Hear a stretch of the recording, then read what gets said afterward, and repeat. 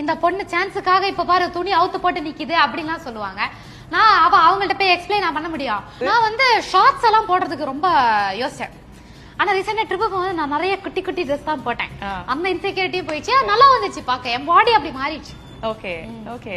So social மீடியால upload பண்ணும்போது அதுக்கு ஏதாவது ஷாக்கிங் ரெஸ்பான்ஸ் அந்த மாதிரி இருந்ததா? வரும். என்னது இந்த பொண்ணு சான்ஸுக்காக இப்ப பாரு துணி அவுத்து போட்டு நிக்குது அப்படின்லாம் சொல்லுவாங்க. நான் அவங்கள்ட்ட போய் எக்ஸ்பிளைன் நான் பண்ண முடியும். நான் ஏன் சந்தோஷக்காக தான் போட்டேன் அப்படின்னு நான் போய் சொல்ல முடியும்.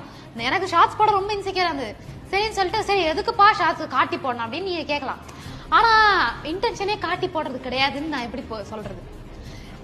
இந்த சில மென் எல்லாம் கொஞ்சம் பேக்வர்டா யோசிப்பாங்க. பொண்ணுனாலே அந்த காட்டி போட்டாலே வந்து அந்த வியூஸுக்காக பண்றாங்க அப்படி.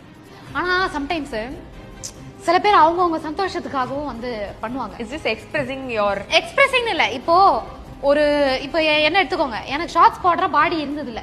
எனக்கு வந்து என் பாடியே கொஞ்சம் கர்வியா இருந்தனால ஷார்ட்ஸ் போட்டா பெருசா தெரியும். அப்படி இருக்கும்போது நான் வந்து ஷார்ட்ஸ் போட்டதில்ல. அப்படி இருக்கிற பொண்ணு திடீர்னு ஷார்ட்ஸ் போட்டு கான்ஃபிடென்ட்டா ஃபீல் பண்ணுது, அது எனக்கு ஒரு பர்சனல் வின். அதே மாதிரி ஒரு கன்சர்வேட்டிவான ஃபேமிலில இருந்து ஒரு பொண்ணு திடீர்னு வந்து ஒரு சாரியோ ஆஃப் சாரியோ இல்ல சுடிதாரே போட்டுட்டு இருக்கிற பொண்ணு திடீர்னு வந்து ஜீன்ஸும் டாப்பும் போட்டு இஃப் ஷி ஃபீல்ஸ் குட், அது அவளுக்கு ஒரு பர்சனல் வின். அதுக்குன்னு வந்து ஆள் மாறிட்டாங்க, இவங்க கேரக்டர் மாறிச்சுலாம் கிடையாது. Just trying out. என்னங்க வாழ்க்கை ஃபுல்லா சுடிதாரா போட்டுருக்க முடியும்? ஒரு ட்ரை பண்ண